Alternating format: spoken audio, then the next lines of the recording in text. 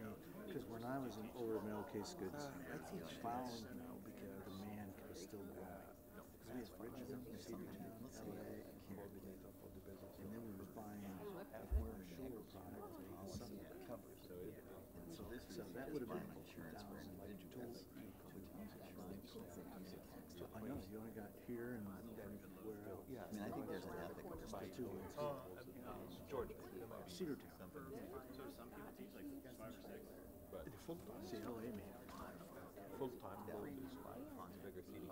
Now, assuming you are teaching every credit on stocks. Right. So if you are teaching science, for example, Yeah. that would be a full-time load. Like 15, 16. Is I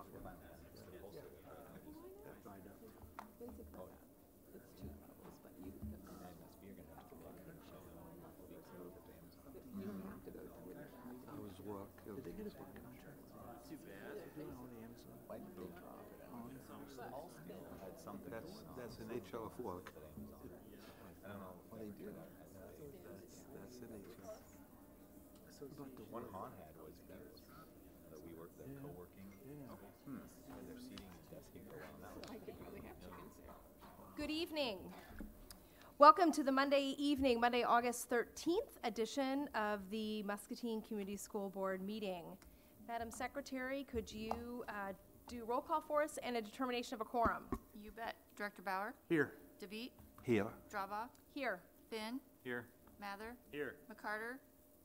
Wildermuth? Here. A quorum is present. Thank you. If you would all stand and join me in the pledge. I pledge Allegiance to the flag of the United States of America and to the republic for which it stands, one nation, under God, indivisible, with liberty and justice for all.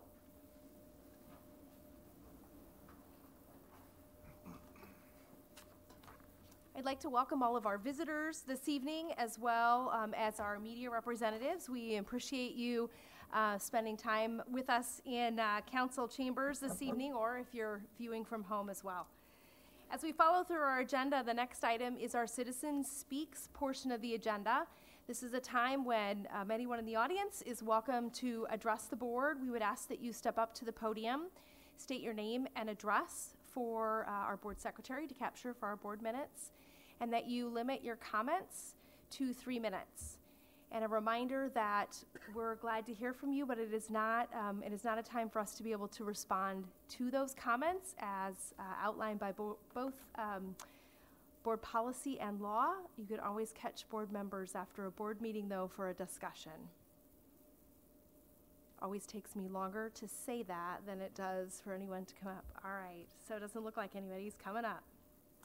The next item on the agenda is an item that I have the least looked forward to for quite a while. We do have an unexpected resignation of a board member who will be moving out of town, out of the school district, which means they are no longer able to serve in their board spot. So Tim, I'm going to put you on the spot and ask if you would join Jerry and I up at the other podium.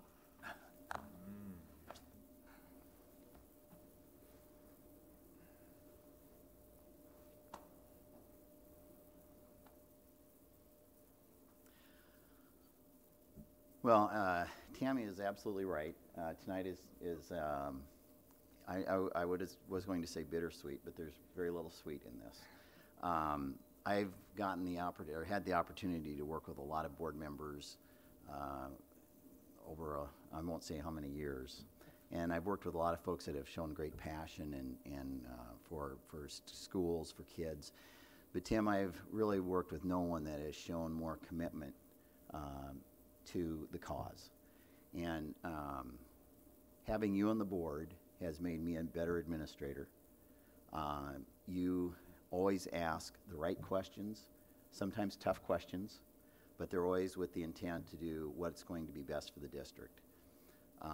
This district has been better off because of the work you've done, the fact that whenever we have needed a person to volunteer, to step forward, to serve on a committee, to work at the state level, you've been there, and you have never complained about the time. You've always just served with your heart first. You have been, this district is better for your service. You have been a tremendous asset to this community. And I'd also say you are just really a good man. And I wish you nothing but the best. And I want you to know that you'll always be a Muskie. And the tattoo artist is coming after the meeting. And so we'll get that lined up. But maybe I will stay. Yeah. But with a great deal of gratitude, we wish you farewell. Thank you. Appreciate it. It's been great. Thank you. Of all the times I could say whatever I wanted about you, now is my chance. I will echo all of Jerry's comments, as well as Tim. You've provided me a great learning opportunity as well. We don't always agree on every topic. You appropriately push issues and ask the right questions, which forces me to think a little bit differently. I can't read building plans the way that you can, so I always look for, as we are talking about things of that nature, I look for your help with that. I appreciate your guidance in the time that we have served together, as well as your friendship.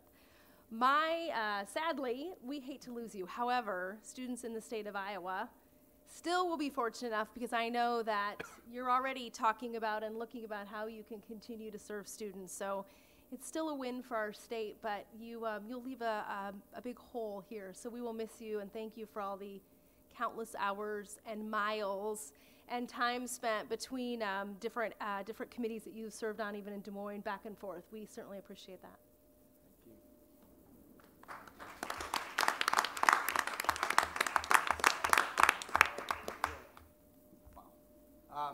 I won't make this very long, but I just want to thank Muscatine, the community, the board, and all the teachers and staff, and all the individuals that we've talked to and touched and worked with over the years. 4 months ago, if you'd said I'd be moving, I would have said no, there's no way. Things happen. I had a great opportunity. Our house sold. All those just kind of fell into place. And we had a granddaughter a week and a half ago. So things are all happening for a reason. We don't always know what those reasons. We've been trying to sell our house so we could simplify, I call it, but to stay in the community. But things changed. So I want to thank everybody. I know there's been a lot of people outside of the room on the TV, watching TV tonight probably, that have been strong supporters, not only here locally but across the state. So thank you, everybody. I appreciate it. Good luck.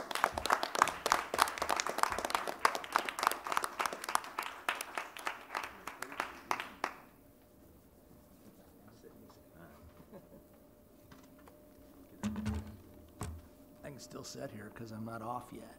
Haven't approved. Tim says he can still sit here because he's not off yet. He gets just a few more moments with us. So the one last piece of business that we need to do, our first action item tonight, is to approve the resignation of Tim Bauer as the director of the Board of Education. This is a time that I do not like to ask what the board's wishes are, but I do need a motion to accept his resignation. If he doesn't approve, if we don't approve, does he stay? I wish that was the answer, Aaron.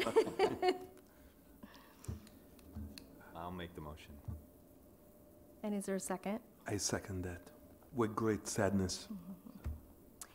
It is moved and seconded to approve the resignation that Tim has presented to us as a director on the Board of Education. Is there any other discussion?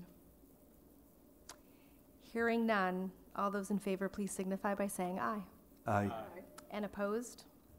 And the one time we don't like to necessarily see a motion carry.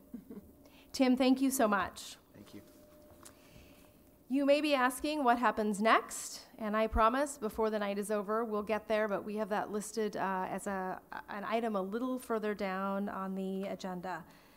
So our next item is under our board targets and goals report, and I see a group ready to take the podium. So Jerry, I'll let you make whatever introductions you need to make. Well, we have some outstanding educators that are going to share some of the special things going on in special education, and Becky Witchers is going to take it away and MC this. So there you go. So we're very excited to have the opportunity to talk with the board. As Jerry said, we are going to be sharing some highlights within special education. You've also been provided electronically a link to this presentation, and I want you to know there are a lot of embedded links in all of these slides. So tonight we're going to kind of do a drive-by, but I encourage you at your own leisure after the meeting to go back into the presentation, click on lots of links, and there's going to be more information provided on many of the topics that we're going to speak on tonight. So with that, Tammy Alice is first. I get the pleasure of telling you the first thing that's on our slideshow tonight. There we go.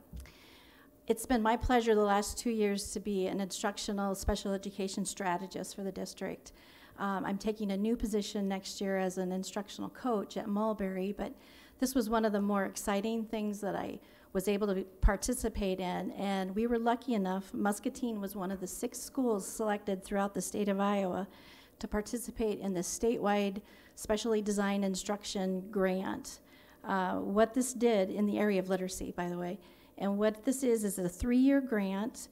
The grant has allowed Mulberry teachers, both special educators and general educators, as well as administrators, instructional coaches, and AEA staff, to work together closely to diagnose, develop plans, and deliver research-based instruction, literacy instruction to our students with reading disabilities. This upcoming year, Mulberry will pilot the really great reading curriculum, which is down at the bottom of that slide. You can take a look at that at your leisure. And we are going to use that to supplement our Journeys curriculum, literacy curriculum. So more work with the state and the staff will continue as well this year.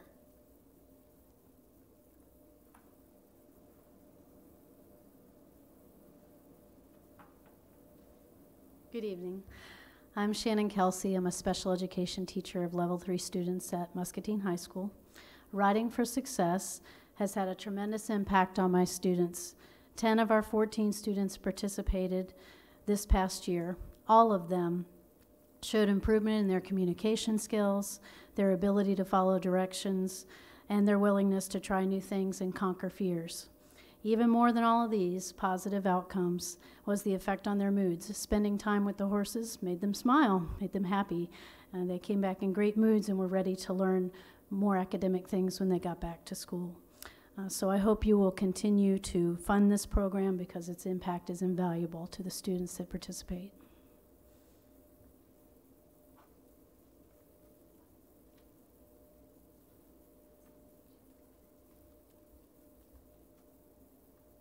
Hello, I'm Kelly Sorey. I teach the deaf and hard of hearing kids, so I'll try to keep my hands tied down. In years past, the deaf and hard of hearing programming has been focused on looking at the kids' deficits in hearing and gearing them into how they can hear better with auditory training and facilitating that within the classroom so that they can benefit being alongside their hearing peers. One of the things that we've really looked at in the research is how to develop their primary language.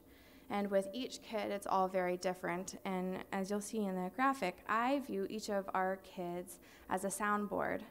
And their facets are all very different because they come from varying homes that either use sign language or don't use sign language with them. They've had therapies that did or didn't take. They've had surgeries that were or weren't successful. They have social emotional integration, or they've been isolated. They, on and on and on and on. So each of our kids have to really be viewed differently. And so one of the things we've really hit hard in the last couple of years is a bilingual approach to our deaf education. So we have a handful of kids whose primary language is American Sign Language. And we've been able to really narrow in. And the weird thing is, deaf and hard of hearing teachers historically don't teach sign language. We teach the strategies on how to be successful alongside their peers. And so our kids who primary language is sign language, and they don't get that at home, where do they get that? So we've really targeted the functions of sign language, the nuances of American Sign Language, and how they can be successful. And what we've seen is this dramatic growth now from these students who use sign language as their primary mode to communicate and now are taking off in their reading skills because they can transfer their primary language to their secondary language. So attached are many different links with pictures and things that we've had the ability to do in our soundboard toggles, community trips to connect them to incidental language that they don't get access to often. We are doing a bilingual development where we use kind of a 4-square grid to really unpack their language. So they draw a picture, we describe a picture, we develop this huge ASL story, and then they transfer it all to English.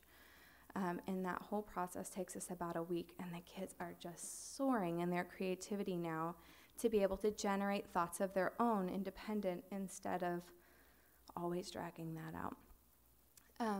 We've also benefited from the writing program. We've gotten over with some of our social emotional needs, and the leadership that grows with that is astounding. The technology we've had access to is fantastic as well. We have 2 students in our district who are deaf-blind, and we've gotten some additional training to have technology so that they can both see the board, they can have close range interpreting, they can have magnification at distance viewing. It's just astounding what can be done now. In total, we have 14 students across the district who are deaf and hard of hearing. They all have varying degrees of hearing loss, some hard of hearing with hearing aids, some profoundly deaf with no amplification. They're being culturally enriched, learning about how to be deaf and proud and accessible. Our generation is very different, and I've kind of joked that a long time ago it was this island of misfit toys, like it was cute but off to its side and separate. And we live in an accessible world now with technology that they can really do anything. And there are deaf doctors and pharmacists and carpenters and on and on and on and on. So we've worked really hard to break through. I've joked that the sky is the limit, but there's now a deaf astronaut, so I need to start saying the space is the limit. So anyway, I appreciate the opportunity to speak. Our program is really taking off with great success.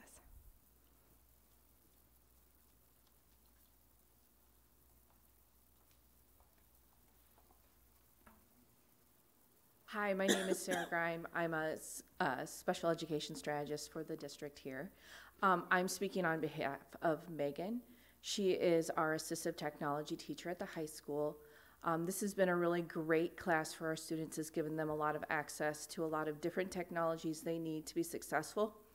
One of the things that we've really found is that adding in Google Read and Write has helped those students that are planning on going to college, because the Muscatine Community College also uses this program. So allowing our students the access to have it prior to going to college has given them more of a chance to use it and see how it works before needing it for that. Another great thing for this is we have 1,500 licenses for students, and they're all being used by students K-12 in this district.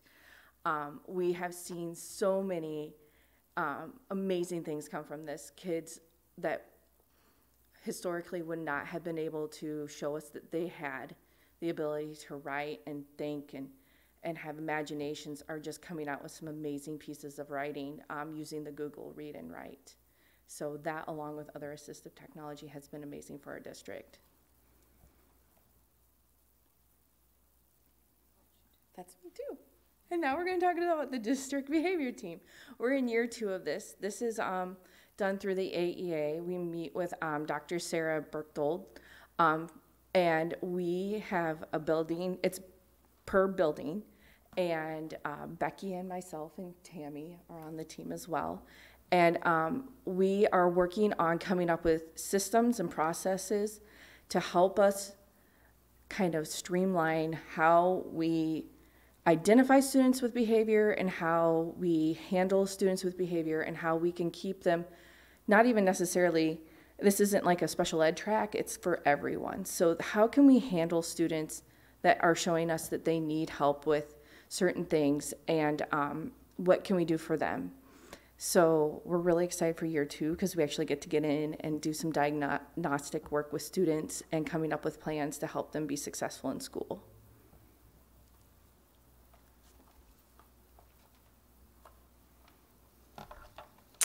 The Teacher Quality Committee listened to what teachers wanted to have, which was more professional development training. The overwhelming response was the need for more strategies for helping students to be successful, as well as identifying positive behavior supports to be used in the classroom. So I'm excited to announce that this Friday, August 17th, our TQ Day, we have Dr. Laura Riffle, otherwise known as the Behavior Doctor. She is going to be focusing on recharging our batteries and then also identifying positive behavior supports to be used in all classrooms. And this is a full day professional development beginning at 8 o'clock in the morning and concluding by 4 o'clock.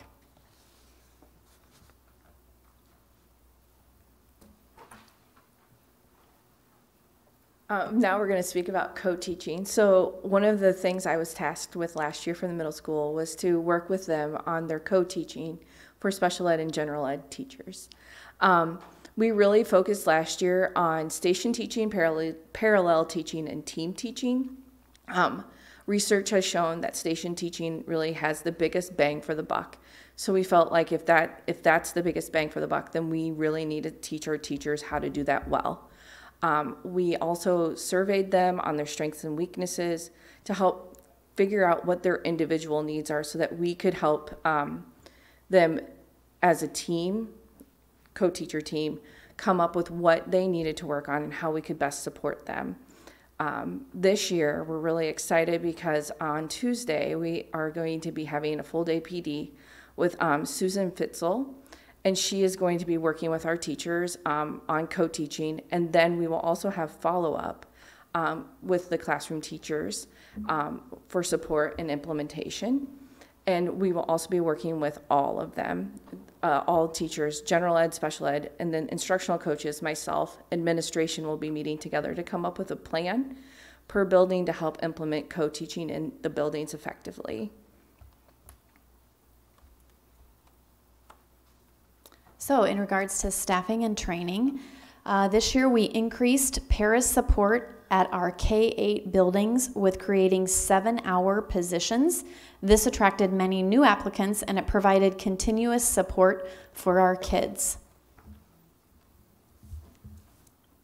And part of my responsibilities this past year as the special education instructional strategist was to provide training and PD on several of these topics that you see in front of you. So I've been able to provide de-escalation strategies to paras, staff, and schools. The Zones of Regulations is a social skill program that I've been able to give some PD on. I also am one of the certified CPI instructors. So we were able to have several groups of teachers and staff, bus drivers come in and provide them PD on CPI and give them a full day of training and get them certified. It fulfills our Chapter 103 requirements, and also give recertification every 2 years for people that have taken the course. Sorry, go ahead. And another exciting opportunity that we have for teachers that we are creating, we are inviting teachers to attend. There is a 2-day conference that's going to be held in Ankeny, September 24th and 25th, and it's being presented by the Decoding Dyslexia Iowa, the 2018 conference, and you have a link to this as well. So if you would like to register, that would be awesome. We are excited that we have a large group that will be attending from Muscatine, both administrators, instructional coaches, gen ed teachers, and special education teachers as well. So we're excited that they are hosting this event, and we are excited that we will be having a group representing Muscatine Community School Districts as well.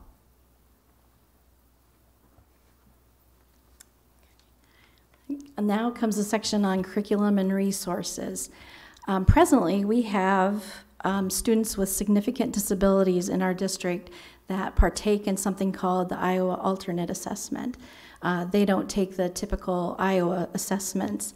And to do this, it's really hard to sometimes make the connection and the bridge for our students with significant disabilities to our general ed curriculum. So we need some extra help. And one of these is to provide curriculum and resources. And this year we're going to be very fortunate to pilot the unique learning systems as well as Boardmaker Online.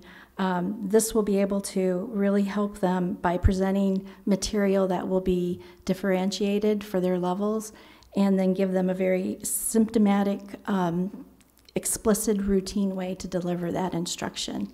And I'll let Becky talk about AIM. So AIM is a behavioral analytic curriculum for socially, emotionally development in children. So AIM stands for Accept, Identify, and Move. And we're excited that we have, we'll be doing a pilot of this curriculum at Madison School. And as you know, with any pilot, teachers love to pilot different curriculums, and it gives us kind of a chance to kind of test the waters. So the pilot will be going on, and then we will meet at semester time and take a look at this curriculum and get feedback from the Madison teachers to decide, to determine next steps and moving forward. Our deaf and hard of hearing kids use several strategies to give access to their curriculum, and one of the biggest ways is through visual phonics, because they don't have auditory access to the sounds that they need for decoding. So we have visual gestures that go along with codes and symbols. That allows us to work through how words are pronounced, spelling lists without actually spelling the word for them. We can give them the sounds that they make so that they can put it together. Often that goes hand in hand with their speech progress. Our variety of students range from level 3 kids and all the way into, we have some starting in GT this year. All right. This part of the presentation, I would like it to be a bit interactive. So are you ready? Budget. So, based on our SPED budget, what percentage is allocated to personnel costs? So the board, what percentage do you feel is allocated towards personnel costs? 80%. 82 to 85%. Very good. Next question. What is our SPED district budget without our deficit?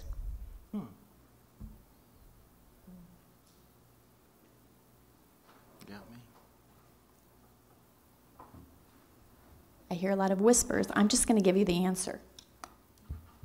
$10 million. So $10 million is what our current SPED district budget is without our deficit.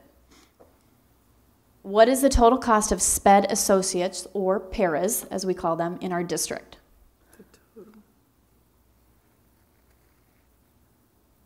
I'll give you a hint. $7 million. Okay. 1.8 million. The last question. So for FY 2017, what was our special education deficit? This should be double or nothing, maybe. Yeah. It's in the packet. It's in the packet. It's in, yeah, if you looked, okay, we're just kind of cut to the chase. So with my support behind me and in front of me, I am pleased to inform you that we have a $0 million deficit. So we have systems and processes that are aligned with our students' need, and we make sound decisions that are based on supports that meet their academic, their behavioral, and their social emotional needs. You can see by comparison where we are with other districts around us, and so this is a proud, $0 million is a proud number, and our teachers and our administrators do a great job of making sure that we allocate the right resources based on our level 1, 2, and 3.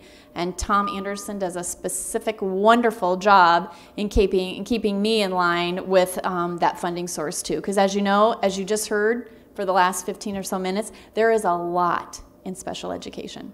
So that's super exciting. So if you have any questions, myself and these ladies are more than willing to answer them. And again, I just encourage you to go back. Again, there was probably 30 to 40 links within that presentation that you can click on and take a deeper dive if you so wish. So can I ask you some questions back? Sure. How many teachers do we have and what's our student enrollment? So IEPs, we roughly have, I would say, about 400 students on IEPs. Paras in buildings, typically our elementary buildings have a range of paras support anywhere from 4 to 12 within those buildings. Middle school, we have between 5 and 9 paras, and the high school, we currently, I want to say, about 21 paras. And teachers? Teachers. Teachers. I don't know that off the top of my head. Off the top of my head, I was probably, we have about 19 teachers at the high school. We probably have, help me, 7 at West, probably about the same at Central. And then our elementary, anywhere from 2 to 6 at our elementary. Yeah. How much of the budget? I'm sorry, Mary, are you done? Yeah. I apologize. I didn't mean to walk over. How much of the budget is categorical? So that would all be, we do get some federal IDEA Part B money, so that would be categorical. That has to be for special ed. And then Medicaid claim, we do some Medicaid claiming, and that's not additional special ed resource, but it's a reimbursement of expenditures we currently do that are Medicaid eligible. So as far as categorical goes, I would name those two, and then the rest is like state funding that we get. But only can be used for special Yeah. education, so in a sense, it's Sure. categorical. It's all categorical. Okay. So how much, I guess, is general and how much is specifically earmarked for special education? Well, all of the 10 million is special ed. It's, Okay. there is no general There's fund. no general. Right. Now, Becky mentioned the deficit. If we would have a deficit, that would go back on the local property tax folks. So, you know, when she had this slide that Ankeny has over a $2 million deficit, if you're a property-rich district, $2 million may not be a big item. $2 million would be a big issue in our district. And so it is, I really tip my hat to Becky and Tom because we do have a lot of services to kids. We do meet a lot of kids' needs, but they are really careful to try and be financially responsible with that because we don't have a lot of additional resources in this district to pull on. So Jerry, I had a question on that. So what are some of these other districts doing that we're not doing then to keep that sort of? Well, and Becky will know better than I probably have like one thing I can share, so that I'm going to just go ahead and, well, you know, for, some districts, for instance, Ankeny has built an apartment complex for their post-graduate students that are still in the transition phase to give them independent living. Some districts have a number of students that may have extremely expensive out-of-district placement that can run $200,000 and $300,000 a year.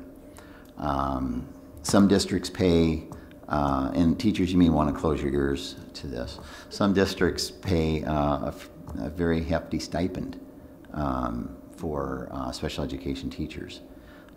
So there's other factors, but it really is driven by what is the needs of the student. So if you have a student that is a high need student that has a lot of costs associated with that, if it's outside the money you've been allotted, you still have to provide that service. And Becky, you probably can answer that far better than I just rumbled through. No, you did an excellent job with that. And I think one of the things is our personnel cost is within that 80% range, where other districts, their personnel cost is more in the 90 to 94%. And as you know, that takes a chunk of change with personnel. But we don't feel like we're missing out on anything by over-investing or investing more, similar to these other districts? You know, Ankeny, I'm just going to pick on Ankeny since we just had a training with a person from Ankeny. You know, they've invested heavily in personnel but the average special education teacher in Ankeny makes $105,000 a year. That's going to tip your costs significantly. And so, you know, we understand, you know, Muscatine has to continually be fiscally responsible because we have lots of needs, and we absolutely have to meet the needs of our special education students, but we cannot put a burden on the taxpayer that may keep us from being able to meet some other needs also. It's always that dance that we have, but I would challenge any district to match the services that we provide for our kids. And I really, the 4 teachers are standing over there. You would not find better folks anywhere, and they are just representative of the people we have. Special education is such a wide range of kids' needs. When I started teaching a long time ago, it was really academic issues that may have caused folks to be in special education, and today it can range from anything from emotional disorders to, you know, physical issues to all kinds of things can require special services. And just the kind of things they talked about tonight, our people are up to every challenge, and some are very challenging. So I just really appreciate everything you guys do. So I've been in, this is my fifth year here in the district. I did 7 in Chicago before coming. And when I arrived, there was a preschool student who had language deprivation like crazy, but the student would look at lights and flap arms and squawk loudly, and they all thought that she had autism, but no one really knew what was going on with her. And when we were able to give her language, she started to understand the world around her. We gave her lots of support in reading. She never really needed math support, and through kindergarten, we were able to taper off. 1st grade, just keep a little bit of reading. We went into the end of this last school year, and she is at grade level benchmark with all of her hearing peers, and she's deaf, completely deaf. This year she's starting into gifted and talented programming because she is fantastic and she has language. But we didn't force her to be a hearing kid. We gave her a language. She can communicate with all of her peers, and she, side note, is one of the most popular in her grade, and they have deaf recess where everyone wants to learn how to sign to play with the kids. It's fantastic. So. Wow. My questioning was really around, should we be over-investing here to help the district in total? So I assume these districts are trying to make good financial decisions on their own, and they seem to be over-investing. So is there an opportunity for us to do that as well? And I understand some of the nuances, but every single one of these districts on here is millions of dollars. So are we under-investing? Well, the other thing, a number of those districts are also growing districts. And so you're going to be, and Tom, correct me if I'm wrong, but that all money comes a year in arrears. Yeah, it does. And I just want to, with Medicaid claiming, 10 years ago that wasn't, and it's still not required today that districts do it. It's just strongly encouraged. And that is we receive federal, basically dollars for, I don't know quite how to explain Medicaid claiming, but it's for services we already provide. And when districts aren't running a deficit, that really helps them to not go in that direction. And in fact, in my financial report tonight, I can point out how much more we did in fiscal 18 and 17. So, you know, I'm sure Ankeny and these other districts do Medicaid claiming, but when you are in such a large deficit, it's hard to get out, I guess. So. And Aaron, to answer your question, I guess to a degree, we are constantly looking at ways to provide more services. Mm-hmm.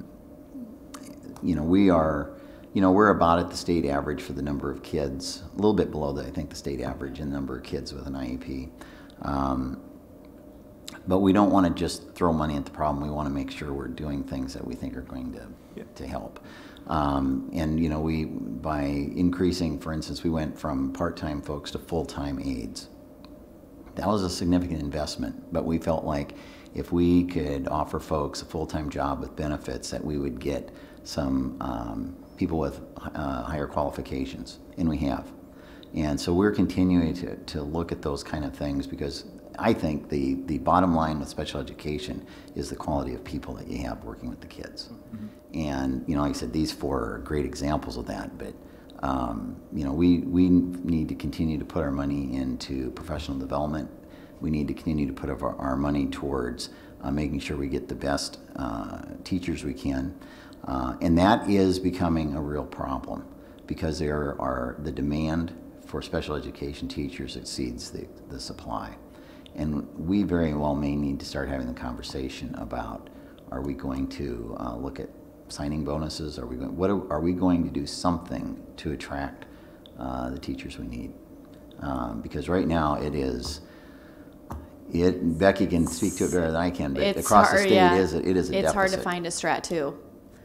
So when we have special ed postings, they're posted and it's tough. And when other districts are offering 105, that's tough too, as it makes a choice easy for the candidate, but we haven't done that. So yes, so special ed in general, there's a shortage of Strat 1 and Strat 2 teachers. That sort of that just gets back to my point of, should we be over-investing? And I think when we did pay up for the paras and we went to full-time roles, I think that's helped in the district, correct? So that's all I'm saying is, no, I agree. Should we really be managing to zero here, or based on the examples that you've given, should we be managing to another number to make it better? That's just based on. Yes, for recruitment, for whether it's staff or I completely agree. We need to continue to invest in these kids, and we just need to become It's a little bit the lean management style. We want to eliminate the waste and improve the things that are more productive and replicate those more. And I really think we have the right people in the right places working on that. But I would anticipate, Aaron, over the next few years, we're going to have serious conversations about how we're going to attract the folks we need. And I will say, in past years, we have had deficits, and one of the things is, and a lot of times, it's just the luck of the draw of the kids that you serve. Sure. And if you so some years you might run a deficit, some years you might not, but if you get kids with, like Jerry said, really high needs, then, we could be doing the exact same thing next year, but be $500,000 in the hole if, depending, so. Yeah. One question I had, I'm sorry, John, go ahead. No, it's okay. I was just going to ask, that decoding dyslexia seminar you guys were talking about, that sounds really interesting. Could you just elaborate on just a little bit on that? Sure. There is a group that is putting this conference together, and I believe this is the first one that we've been informed that they're having. It's going to be in Ankeny, and it's a 2-day. They have Dr. Deborah Reed, which she has offered PD for our teachers before as well. She is kind of a guru with reading instructional strategies. Dr. Gillis is also going to be there, and then they have other parent advocates that are going to be there. So in looking at the agenda, there's a keynote speaker, and then there's lots of breakout sessions. This is kind of a hot topic right now, and districts are wanting resources and needing to find them in the right capacity. So we're excited that we got this email a couple weeks ago inviting us to bring people with. So we're really excited about that. We've got already administrators signed up, and they will be taking it back when teachers enter the classroom. So we welcome that opportunity. Great, thanks. You're welcome. Yeah, and just it's more like a comment rather than a question, but I'm really glad to know that we are doing everything possible in keeping that deficit at zero versus other districts. So that tells a lot about, again, as you said, Jerry, this fine group of people who are part of this program that are providing the quality needed education or special education within the means that we have. One point that I would like to add to that, and I don't remember which one talked about that, the co-teaching. Can you just again give us a little bit more idea about that? So what are we planning to do really to implement the co-teaching? So the teachers and administrators are going to get together and come up with a plan. What I have planned to do with the middle school teachers, last year I gave the survey, and the instructional coaches and I are going to do a coaching cycle with just 2 teachers. And so we'll sit down with them, come up with a plan. What do you want to implement? How are we going to implement it? And then using the strategies we've learned last year and then during the professional development, then we will implement that in a 2-week cycle per teacher group so that we can really hone in on exactly what each teacher group needs to do. More of like, almost like an individualized plan like special ed is already. So is that? Thank you. Okay. Yeah.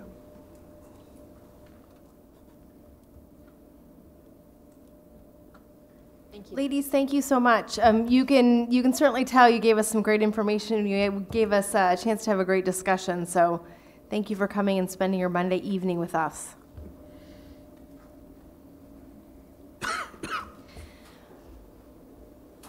Our next item, it looks like, is a school security update. Yeah, and last winter, the board approved putting intruder locks in our buildings, and I thought it'd be good to have the board get an update on where we are with that. And I also would like to think we had $1,600 donated through a GoFundMe account via Laura Schrader, and another individual donated $300 towards that effort. So we had $1,900 from the community that came in to help with this. And so I asked Jeff to put together a little report on that, and I think we're going to get to see Jeff on videotape. So I guess for the TV viewers at home, if you have your children in the room, you may want to send them out. I don't know. Could frighten them. I don't know what that might be like. Is this a do not try this at home? Yes, exactly. So Jeff, if you could share where we're at with that, and I'll hand it off. Well, I'd be more than happy to. Sometimes I feel like Jerry needs a pick-me-up, so he brings the clown in to cheer everybody up.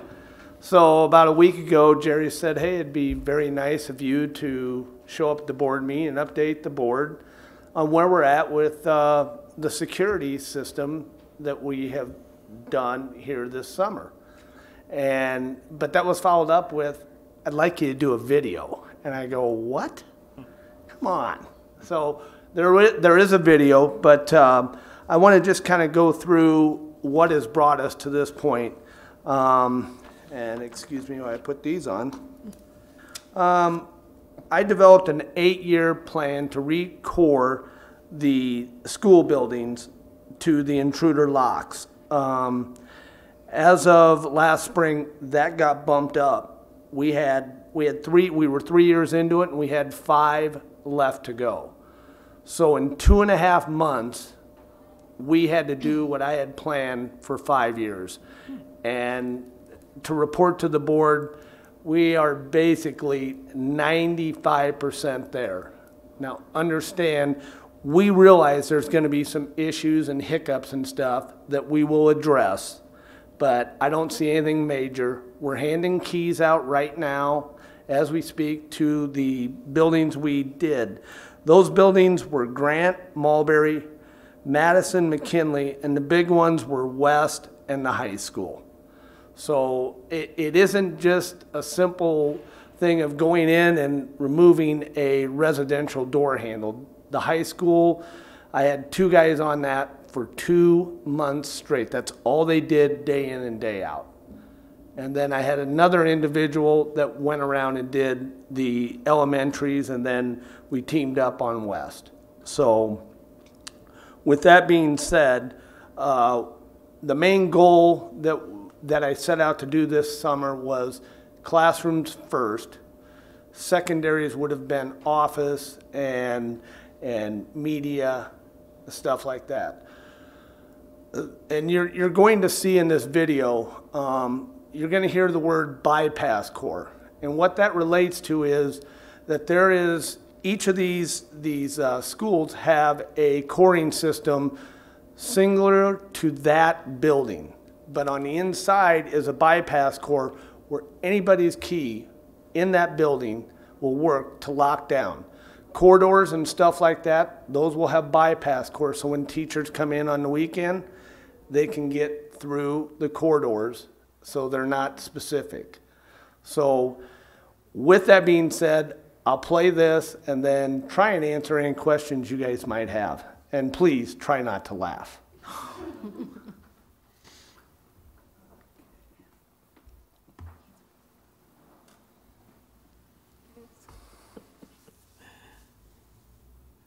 Hi, my name is Jeff Miller. I'm Director of Facilities for Muscatine Community School District. In the spring of this year, the Muscatine School Board allocated $200,000 towards added security for our school buildings. In this video, I'm going to demonstrate how the new intruder lock will help keep your classroom safer.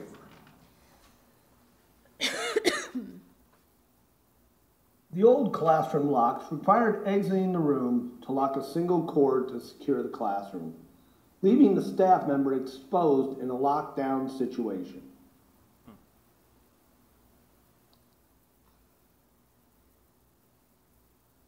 The intruder lock has two cores, one on the outside and one on the inside. This allows the staff member to secure the room without opening the door.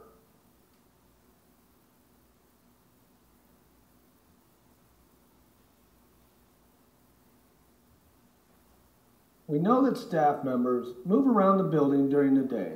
This feature allows them to secure whatever room they may find themselves in. As this part of the demonstration shows, that same room key can be used to lock other classrooms from the inside.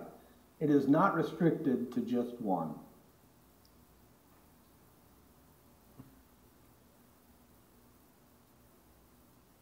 It's important to note that each room's key can only unlock the outside lock on the room it was issued to. An intruder would not be able to indiscriminately unlock any door they wanted to. I hope this video has helped you to understand how the intruder locks work. I would also like to thank the Muscatine Community School District School Board for recognizing the importance of school safety. So I'd be remiss if I didn't thank Scott Comstock, Rich Hine, and Jesse for helping make that video. It took about, you saw how short it was, but it took about 2 hours because we kept refining stuff. And I'm not going to tell you we didn't laugh at me, because we did. But it was Scott's idea on that first clip to make me look like I'm looking for an intruder and stuff. So very believable. Unbelievable. Autographs, Jerry. I assume the emails from the academy are going to be coming in soon. We from now on will have to work through his agent. This is going to be shown at Superstart, just to kind of let the teachers know. And I'll inform them before we show it that protocol would be, if you have an issue, go to your building principal, and then they'll send me and we'll get right on it. So with that, do you guys have any questions or? Not to increase your fame inordinately, but could we put that up on the school website so parents and everything can see it? Because I know I've been contacted a few times about our classroom securing. Yeah. It'd be great. And the beauty of the intruder lock, like Jeff said, that anywhere in the building you can secure a room from the inside. But the other side of that is first responders with a master key can get in anywhere if they need to render aid or anything. And so, you know, I really tip my hat to the maintenance guys for getting those done this year.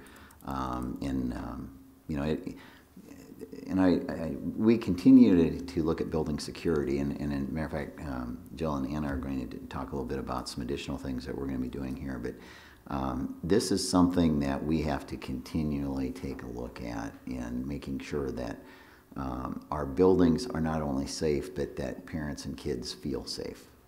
One of the kids that are in kindergarten today, well, no, kids that are seniors in high school today have never been in school when there hadn't been a mass school shooting.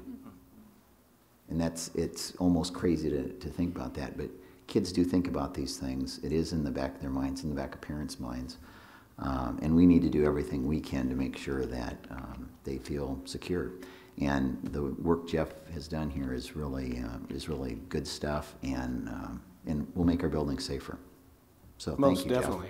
Jeff. And like I said at the end of the video, it's because of you guys and your commitment to doing it that is helping. So I greatly appreciate it, and we still have a long ways to go, and we'll continue to get there. So, thank you for doing that. All right. I had one quick Thank question, you. Jeff. Yeah, sure. Sorry. If the door is locked down, what happens in case of a fire? Do they automatically open then? I mean, if you're on another the teacher had inside, locked- the inside door never locks. Never locks? Right. That's the beauty of this thing. With other devices, you can always get out without removing something. So no matter who locks it, the inside can always get out. It's always unlocked. So, okay. Thanks, Jeff. Jeff, Thank you. Thank you. Yep. We'll all look for our autographed DVDs later.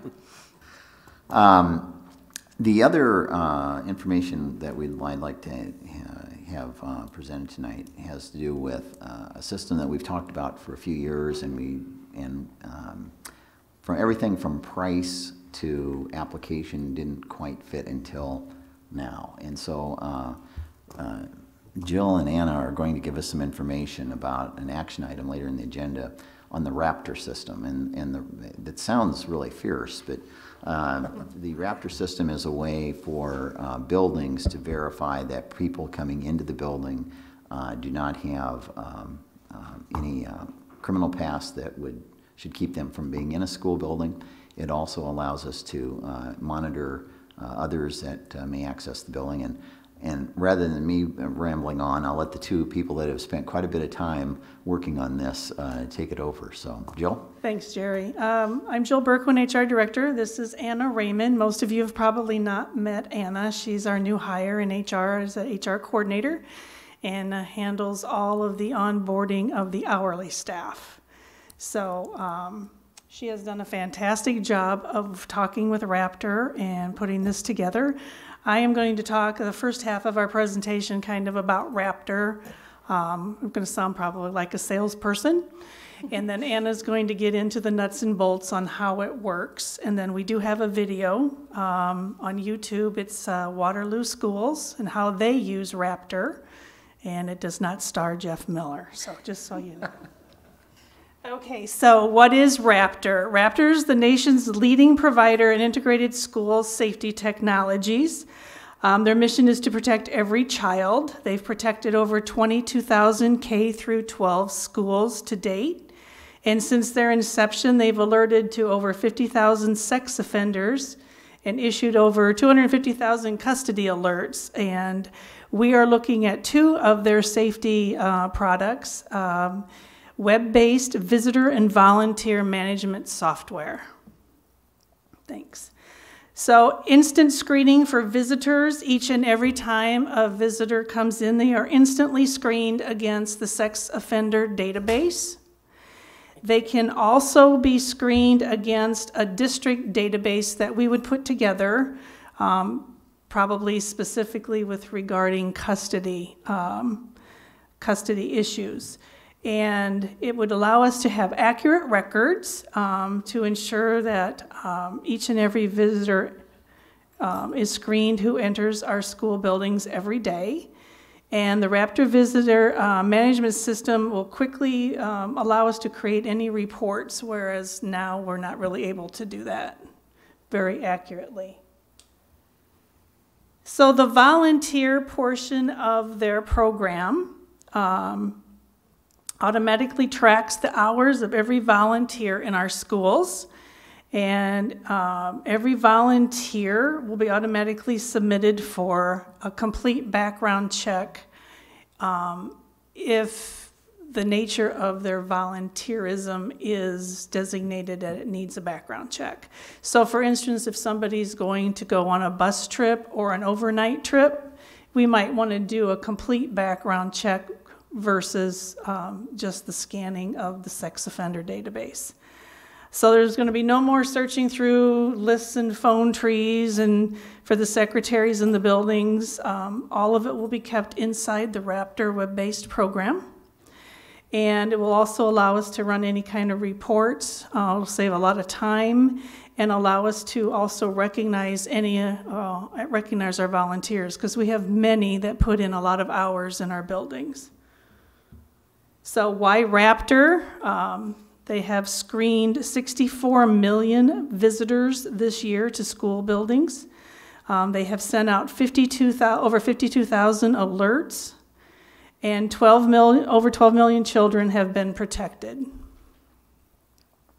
So currently we have a paper and pencil method. Visitors come and they sign in and they sign out. All of those papers would be hard to gather up to try to do any kind of reporting that we would want to do.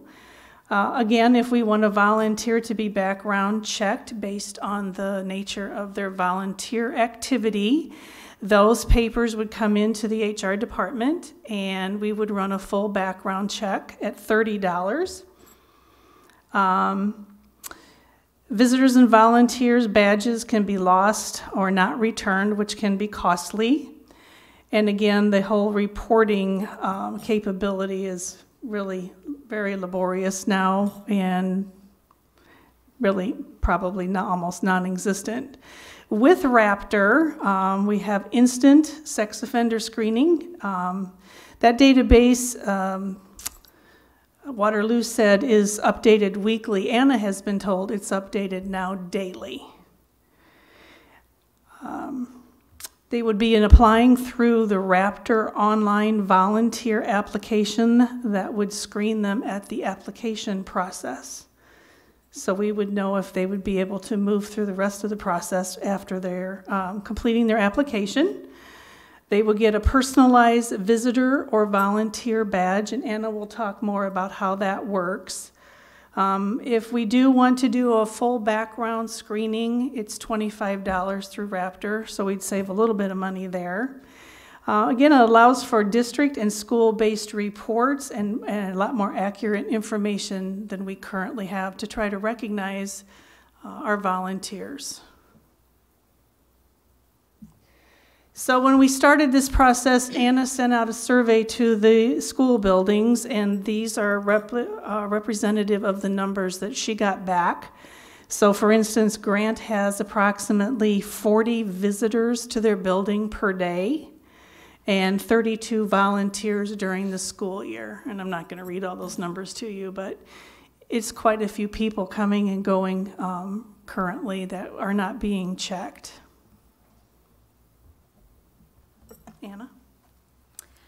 Again, my name is Anna. I'm going to talk a little bit about how this would look inside our schools for both visitors and volunteers. And Jill and I had the opportunity to actually visit Davenport schools and see their Raptor program in action and see how swift and quick and pretty slick it is.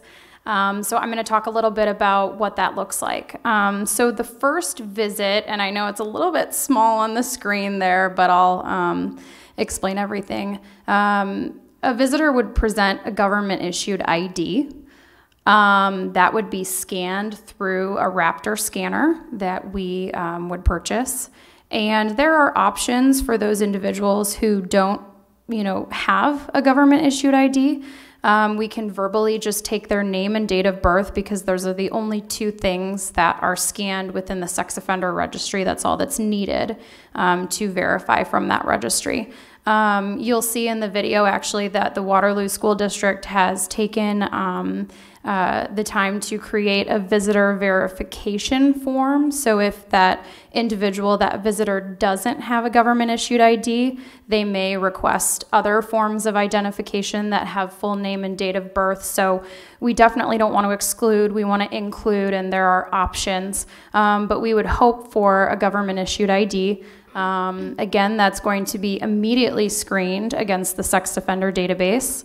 The visitor and volunteer would sign in then, and then a badge is actually printed that really kind of answers who, what, where, and when.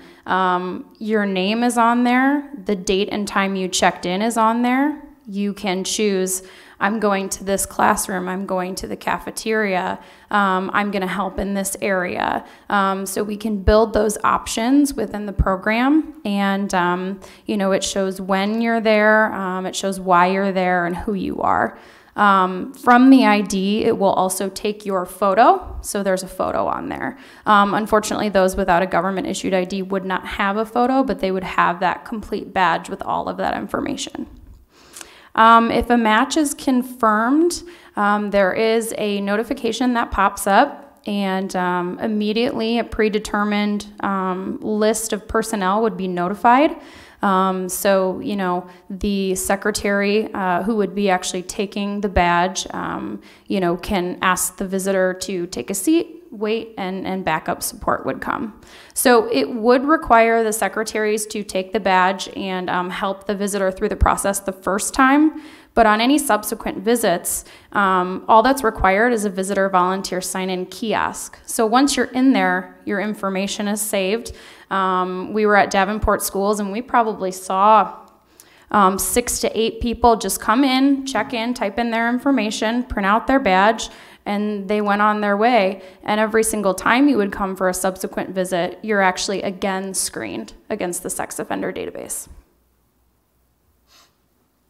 The here's how for the volunteer aspect of the program. They have a really neat online application that we can create and customize to our district. Again, a volunteer is immediately screened once they would send in the application. Any additional screening can be automated as well. And then the approval and denial process can be automated depending on the results of the screens. The appropriate parties would be notified, whether it's myself, whether it's the buildings. It's all kind of an automated process, and it's really quick and really easy.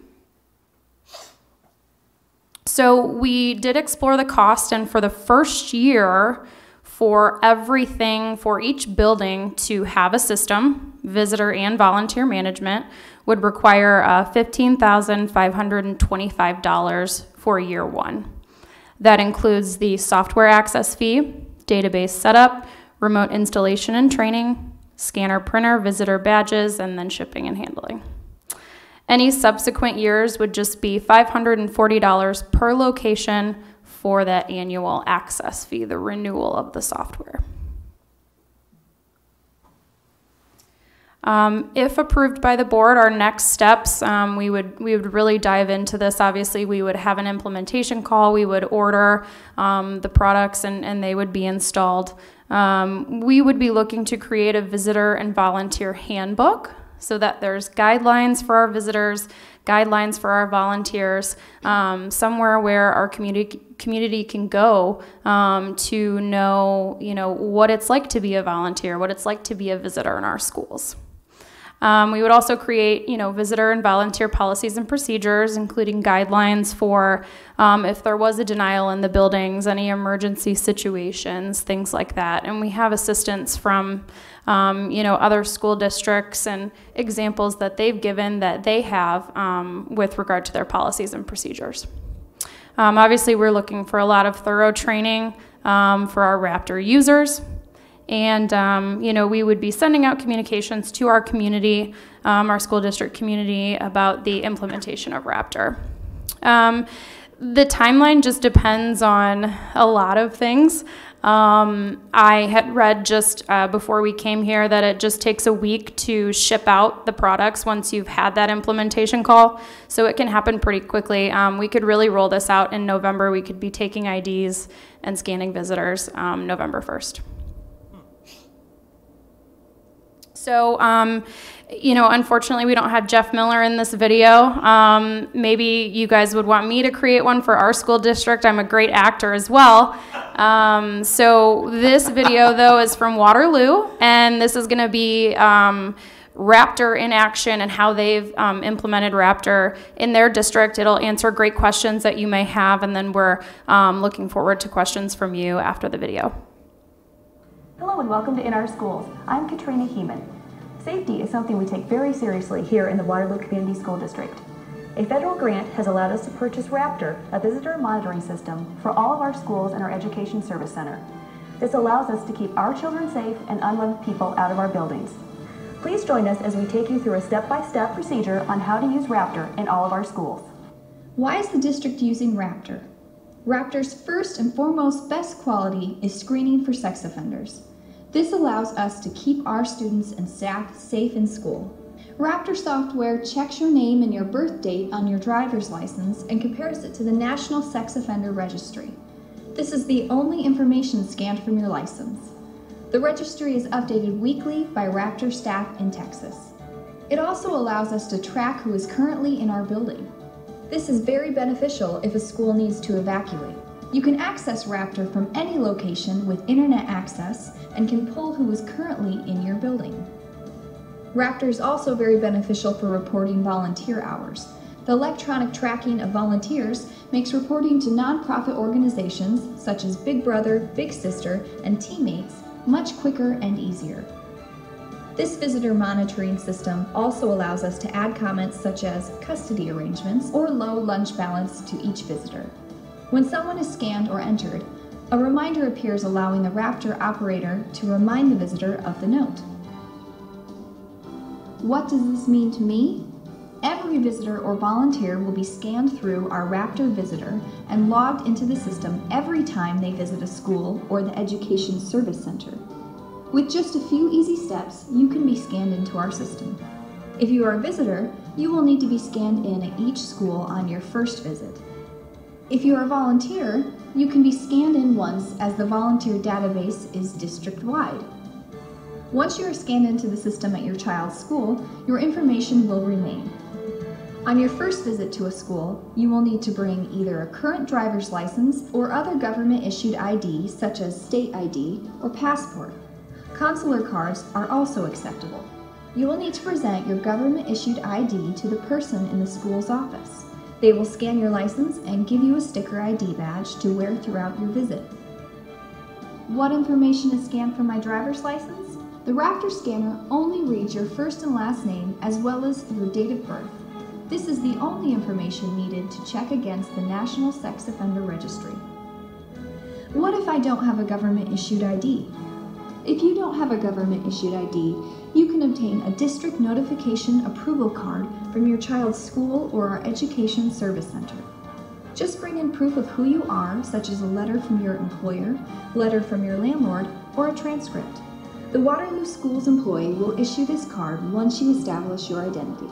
This card will need to be shown at every visit as we aren't able to scan it through Raptor. What happens if a possible sex offender is a match? A screen will appear stating there is a possible match for a sex offender. Our Raptor operators have been trained on how to identify if the visitor matches the National Sex Offender Registry entry. If it isn't a match, they click No, and the visitor is able to receive their printed sticker badge and enter the building. If it is a match, the operator clicks Yes, alerting administrators in the building.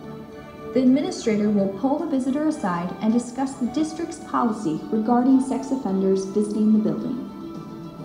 As you can see, the district is very dedicated to the well-being of your children. Thank you so much for helping us raise the bar in safety by using Raptor and checking in and out properly in all of our schools.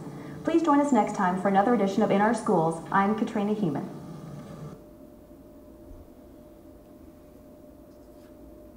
Does the board have any questions?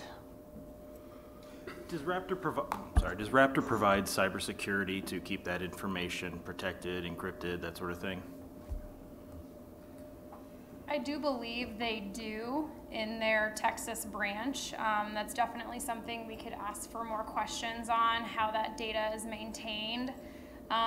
You know, as long as I have someone's name and date of birth, I can look them up, you know, on a registry. And it, you know, states in the video too that the only information we're taking is their name and date of birth.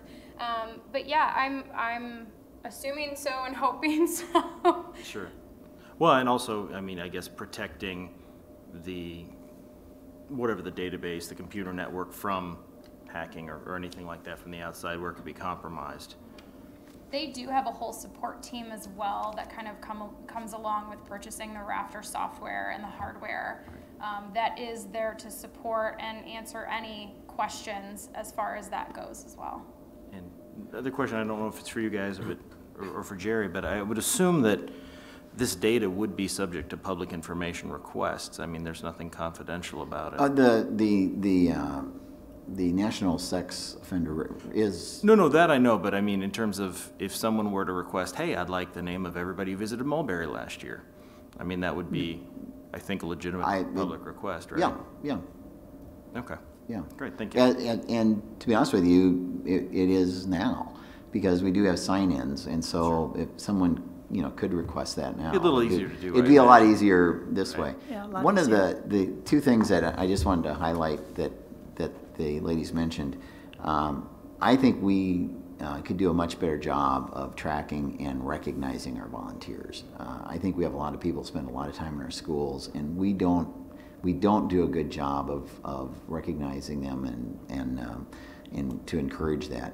The other thing that we have a lot of folks that come into a building, they may be working on HVAC, they may be plumbers, they may be, you know, out of non-employees that are doing work. They would also be scanned in, and we would know that they were appropriate to be in the building. So I think there is just a lot of advantages. It's unfortunate that we're in a time when we have to be that concerned about who might come into a school building, but we're at a point in time when we have to be very concerned about who comes into school buildings. I do have a question. I mean, based on the video, I noticed that if you are a volunteer, once you are scanned, you can access any building in the district, they said. But if you are a visitor, so you will be, if you access, let's say, one school, you cannot access different schools. Why is that? Do you know the logic behind it? To me, that is one of the downfalls of the software, but every location you have to have your ID scanned the first time you visit. So if you're a parent and you have a child in elementary, middle, and high, you're going to have to do it three times once. Yeah, okay. Yeah, And because then- that's why I noticed that, and Right. it didn't make sense to me. If, for example, for parents that have kids in different schools or different buildings. Yeah, I think that's one of the downfalls, is that it isn't district-wide for the visitors like it is the volunteers. So in that scenario, if you had a visitor that was flagged with some sort of information when they came in, and let's say they have a child at middle school and high school, is there anything within the system that alerts those other buildings in case that individual would leave, let's say, a grade school and then head off to the middle school to try and access that building? Well, they would have to scan, or be scanned the first time. In the if they've already been scanned, then they'd have to put in their name and date of birth, easy for me to say, and it would come up in that building as well. Yeah, so the alerts are the same regardless of the building you're in. So, you know, if I were to go to Mulberry and try to scan in and not get in there, I wouldn't then be able to go to another school and try to scan in there and get in there. And it could do too, you know, with the unique alerts that we can put in there, custody issues, you know, your need to scan in at different buildings could do with that as well, the unique student population, possibly. But yeah, it is something that requires a scan in at each individual school. Could you walk me through, once you're scanned in once though, then what happens when you come back? Then you just walk in to the building, go up to the kiosk, type in your name and your date of birth. It runs a scan very quickly, and if you're okay, it asks you where you're going in the building, So like an HVAC person would say, you know, the boiler room, or we have a list that they could choose from, utilities, and then the badge would print out with their picture, their name, and the fact that they are going to work on utilities. Or if I'm a parent, maybe I'm going to have lunch with my child in the cafeteria. Are you doing that right at the desk where the receptionist is? Like, or is that kiosk somewhere else? It was in the front office at the Davenport location we went to. So actually an HVAC guy, a gentleman did come in and said hello to the office staff and typed in his name and answered the questions, and it printed out a badge, and he was on his way. So he had been scanned at least once, and then, you know, was back working on equipment probably several times that year. What would prevent someone from just typing in a name and a birth date of someone that had been there previously? The picture won't match because it prints out your picture on the badge. And so if you print in Jerry Reby and you're not Jerry Reby, my picture, which should be frightened many Yeah, folks. and that's what I was asking. Is someone then checking that before they're allowed to enter, or can they just go to this kiosk, print off whatever badge they want, slap it on, and then walk into the school? That's what I was trying to. The first time initially, they would present the ID to the secretary. It would require that interaction. After that, once you're in and you're cleared, they can then go to the kiosk on their own, type in their information. If they were, you know, say making up a name or putting in a fake birth date, it would not pull any information on that visitor. It would not pull the badge information that was used to check in the first time. So, you know, nothing would pop out. So it would require the interaction at first with the visitor and the secretary. But if I know Jerry's birthday, then I could just type that in and walk in? You could, but again, the picture won't match. Yeah, someone check. That's all I'm asking. Is someone there that would normally be at the you know, the desk to let that person in, even if they were signing a piece of paper? Are they checking that? Oh yeah, that person that just checked in is the person that's supposed to be. Yeah, I think that's in the rollout work that we're going to have to work through and make sure that, you know. Makes sense. You're still confirming that. There's not a kiosk over there, and I just know that. Well, I think that's probably why most of these are in the office area. Yeah, if there was verification of that, that would make sense. Yeah, because if it was just out in the hallway, you know, it wouldn't be. Lots of Jerry Rebies. Yeah. At Davenport schools, it was, I mean, the secretary, and she had a direct line to see the volunteer, the visitor checking in. The computer was right next to her desk. Sure. So it is something that she saw every single person who would come and check in.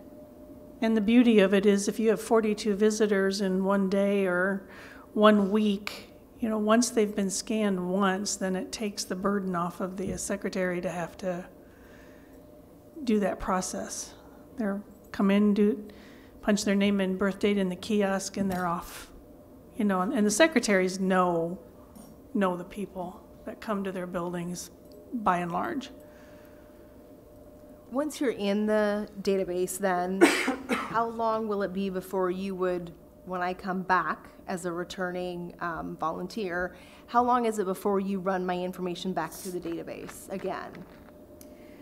We can create expiration dates. Davenport schools said every 3 years we want to recheck your license and we want to rerun you through the database just to make sure everything's good to go. But again, you know, every time you're checking in, you're being run through the sex offender registry. So immediately on every single check-in, it's, you know, checking against the sex offender registry. But yeah, they may, you know, just to update your picture, for example, if, you know, we wanted to do every 1 year, we would recheck. We would ask for an ID to recheck.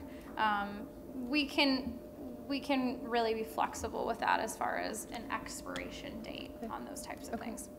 Having high school students, one of the other things that I would just, as we work through this process, to think about is for after-hours visitors. So whether it's chaperoning bus trips, overnight trips, whatever that may be, there's a lot of in and out of the building of parents who it would be after hours. And they wouldn't be accessing through the front doors. So I think just making sure that our staff understands, you know, if parents need to stop in ahead of time, or whatever that is, so that we make sure that they're also, I don't know that necessarily getting a badge for the day of the event of wherever they're going, but so that we're not missing any of those parents, I think will be important. And those might be individuals who we would define as a volunteer who may need a background check. So that their information can be housed in the same system but under a different category, which requires, you know, a little extra checking, considering they have access to students or the school after hours. So that could be an option as well. Cool. And just the cost you put up there, the 15,000 was for all districts to upfront, right? Not per location. For all buildings, all yes. Buildings, All right? buildings, yep. Yes. Which is, the cost has gone down considerably from when we first looked at this. And are there any competitors to Raptor? Is this just the only one, or did we look at others, or?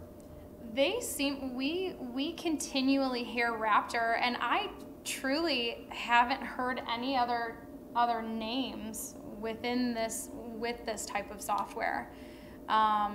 Any districts we've heard back from have said Raptor, or they're just doing background checks on their own manually through their human resources department, or kind of using the same paper and pencil method that we have, but looking to explore better options as well.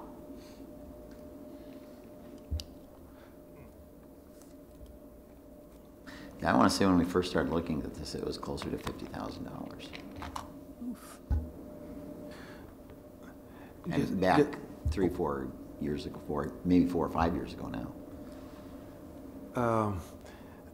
A question, because it's not clear to me, that's why I'm asking that. Okay. We're talking about 15,525 for the first year, and then 540 per location per year. But I think either one of you mentioned that or in the video. I heard $25 to check. Oh, the background check? A background check. So is that like the district needs to pay this 25 on every individual for the first time when you do back check? That would be part of our policy and procedures that we would Yeah, advise, and it would probably be for volunteers and depending on the nature of the volunteer activity. There's really two different levels. The first level is scans against the sex registry, which is what would be most of the folks that come through. If you're going to have people that are going to do overnight trips with students, or, you know, more extensive volunteering, you know, we currently, a background check costs us about $30. And so they would do it for 25. I don't think we've been probably as diligent in some of the background checks that we would like to be. And this will probably move us into that area that we're being a little more diligent in that.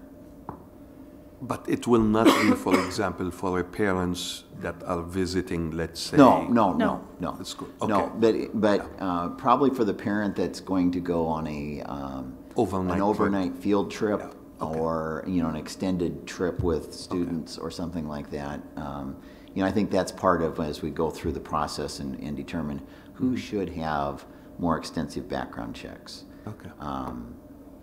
Should be a part of our policy, right? Exactly. Right. Exactly. We certainly don't want to be, well, you look suspicious, I think we're going to do a background check. It needs to be, this is the way we do things. And I think most parents will be appreciative of the fact that they know, that we know the people that are going to be with their children are responsible adults. I'm probably even setting the criteria for what the background is checking, you know, or what sort of information we're getting back and all that, correct?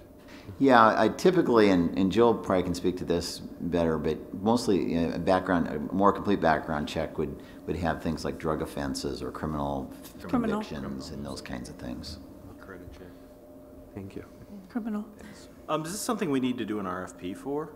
Or is this like a service contract, so we don't need to bid it? No. The only thing you have to bid are construction things. So. Good deal. Okay.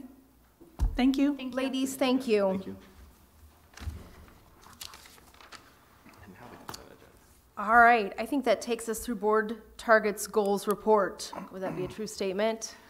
Yes, All right. maybe our longest report on those, But all all good good stuff. Absolutely, all good information and videos tonight as well. Yeah. So we're upping our game. I think Jeff has a booth set out with discs for sale. I saw him take out his little package of CDs, so I think he's carrying them out to the lobby and setting up a T-shirts and table, t-shirts T-shirts, as well. A draped table, and he's got his Sharpie for signing. All right. So the next item then on our agenda, so our possible action items. The following items are considered to be routine by the Board of Education and will be enacted by one motion. There will be no separate discussion of these items unless the director so requests, in which event the item will be removed from the consent agenda and considered in its normal sequence from the agenda. Those items are minutes, employment recommendations, bills and claims, and student teaching agreements. What are the wishes of the board? Move the adoption of the consent agenda as presented. Is there a second? Second. It's been moved and seconded to approve the consent agenda as presented. Is there any discussion? Hearing none, all those in favor, please signify by saying aye. Aye. Aye. And opposed? And the motion carries.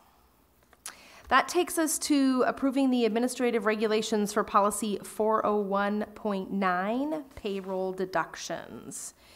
Jerry, do you have anything specific about I think Tom Yep. has some. I got some background on that. So sorry. Sure. So this is an admin regulation adding to board policy 401.9 payroll deductions. And it's specifically related to IPERS, so Iowa Public Employees Retirement System. Our past practice has been qualifying anybody that works for the district on day one. So this regulation specifically refers to what IPERS calls temporary employees, but we probably know them as substitute employees. So in the past, we've qualified employees from day one for an IPERS deduction. So they work for us 1 day, 2 days, or whatever. They will have the employee portion of their IPERS come out of their check, as well as the board pays their portion of IPERS to IPERS. Make sense so far? Mm-hmm. So there is a way for a school district to, basically the bottom line for this is, for those substitutes that work rarely for us, once in a while, a couple times a month, they won't have that IPERS deduction that has to come out of their check. So they'll, right now the employee deduction is 6.29%. So what this does will have temporary employees that start after August 15th. So any temporary employee in the past has had IPERS come out of their check. They'll continue to have IPERS come out of their check unless they sever a relationship with us and come back and sub for us again. So basically there's a qualifying period of that substitute or temporary employee earning $1,000 in 2 consecutive calendar quarters. And then that third quarter is when IPERS starts coming out of their check. So substitutes wouldn't necessarily earn IPERS service credits towards retirement. Generally, substitutes, especially support staff, aren't really probably working for receiving that retirement down in the future. So that's what this administrative regulation does. It kind of changes our procedure on how we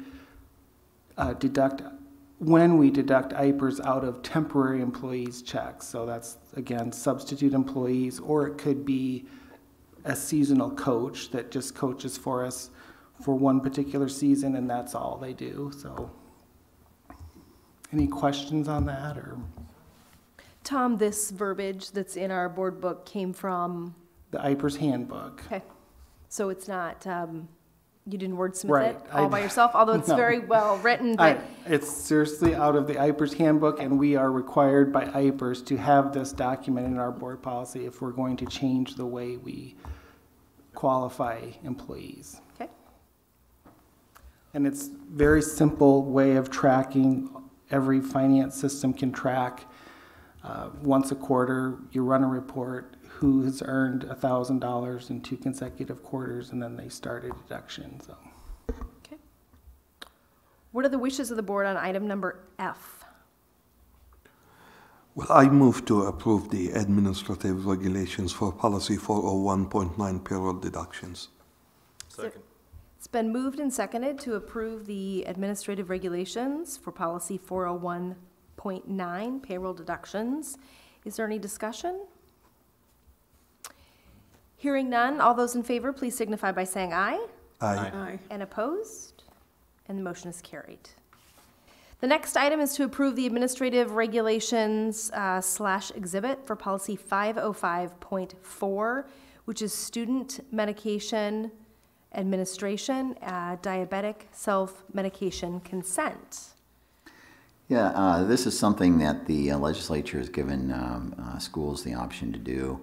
And our school nurses worked on putting together this policy. We have a number of diabetic students, and as you folks probably understand, they need to be taught at an early age how to manage their condition, and often are doing a great job monitoring that. This allows students to, if they need additional insulin or whatever they may need to take care of their diabetic condition, that they would be able to do that, and it would not have to be administered by a school nurse. There's some protection in the policy from the state if a student does feel that they're having some problems there, to report to the nurse and those type of things, but they would be allowed to have their medications with them so that they could take care of that, just as they will and have to do when they're out of school. And so it's really a continuation of their lifestyle the other hours of the day when they're not in school. Jerry, under what circumstances would the school nurse want to revoke the order? Well, you know, if they're, a student is, let's say, say they'd used the needle inappropriately. Sure.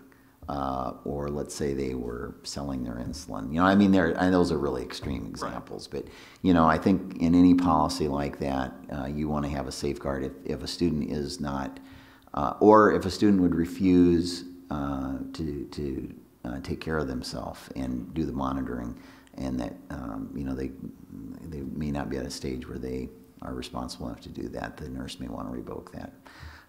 Which I understand. What do we tell parents then? Sorry, your kid needs this medicine, but he jerked around, so he can't have his medicine? No, it'd be then the nurse would need to administer. The nurse, okay. Yeah. I'm sorry, I misunderstood the question. My what you would revoke is the opportunity for the student to self-administer. Got it. Yeah.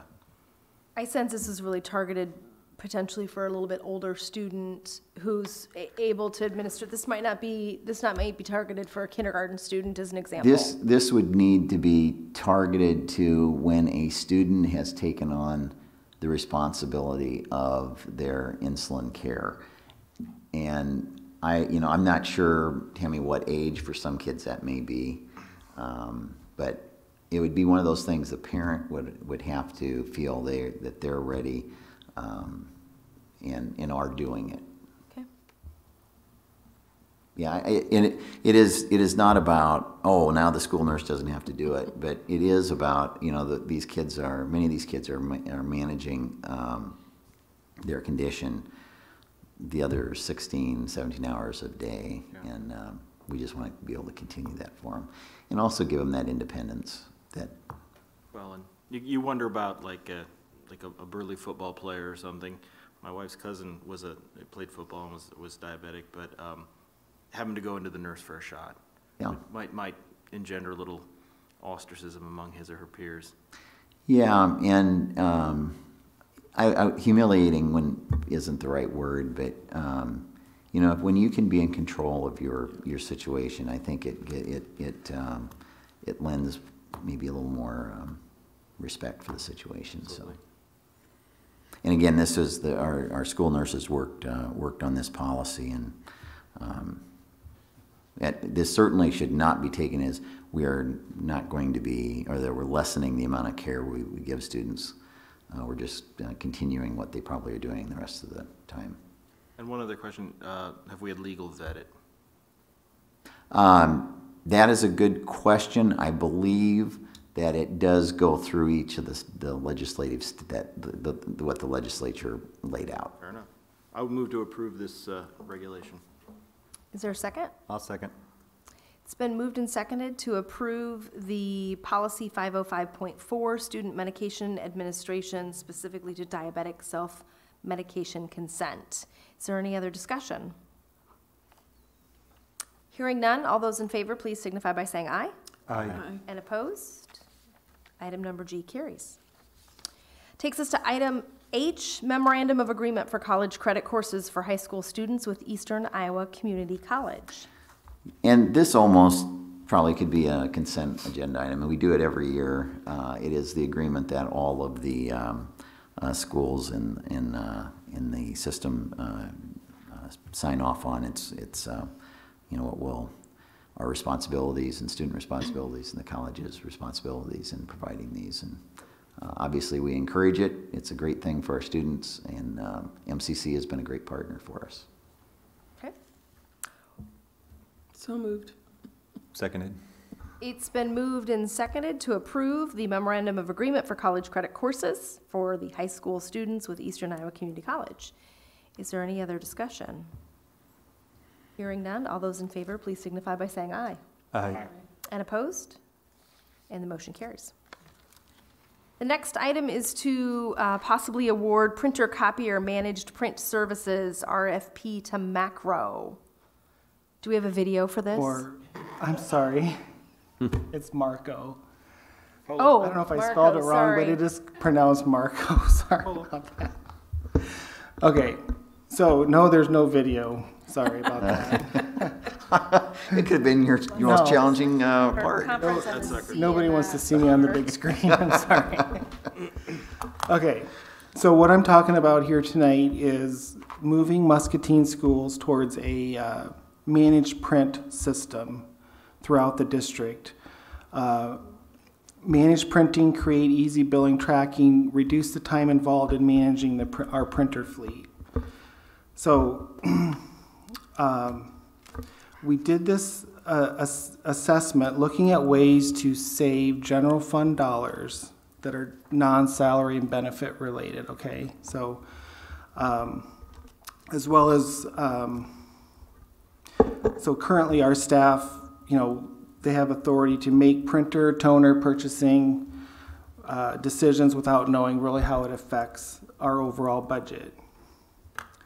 So a district-wide print assessment was done and performed to provide data to help us understand our total costs associated with printing.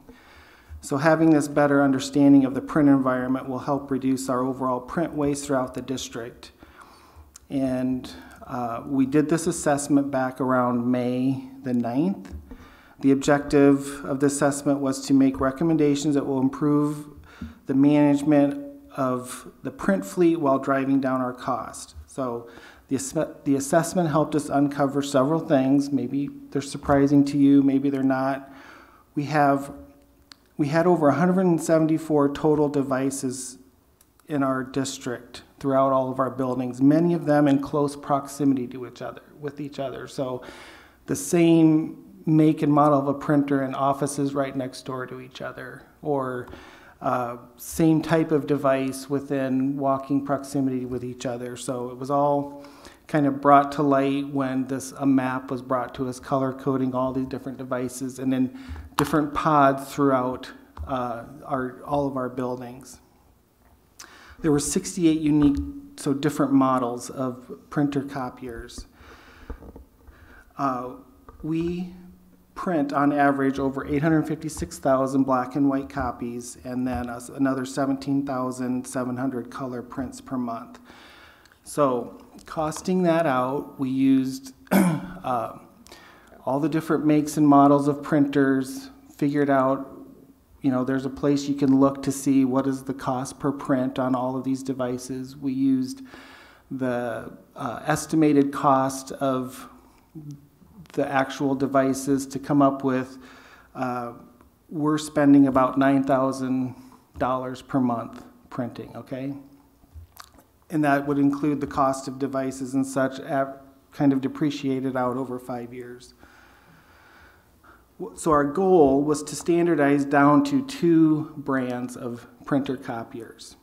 Reduce the number of devices down to 53 district-wide, and they'll be strategically placed at each facility. 2 each at our elementaries, 3 at Jefferson because they have a second story, 5 at each middle, 18 at the high school, 2 each at transportation and maintenance, and 6 at the admin center.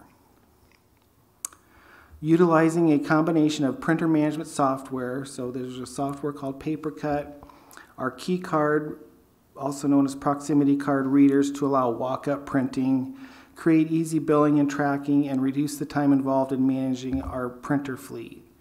So we're going to utilize a contract, utilizing a contract that we can use our PEPL funds to pay for this. And right now we budget around $42,000 a year to buy printers, so this would probably double that, like around $80-some thousand. And then we will have quarterly business reviews to continually towards reducing the cost of our printing throughout the district. So what did we do after that was I did send out an RFP to about 12 selected vendors, generally vendors that contact me or vendors that we've sent RFPs to in the past. Sent those out around July 18th.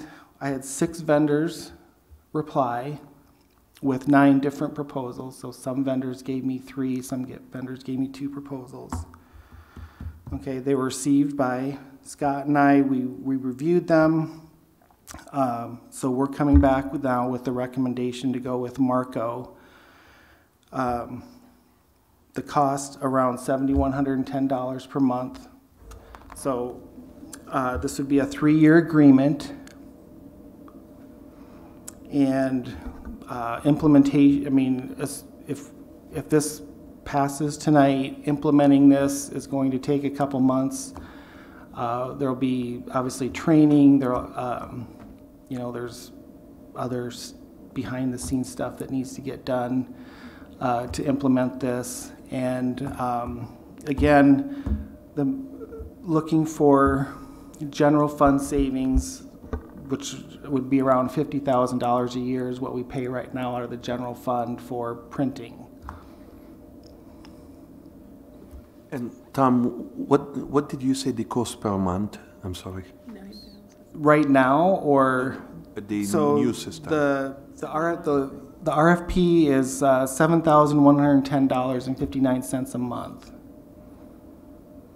Okay, thank you. Mm-hmm. Is that based on a number of prints? So yes, that's going to be based on that average print that we talked about earlier in the RFP. So the 3-year, the 856,000 black and white.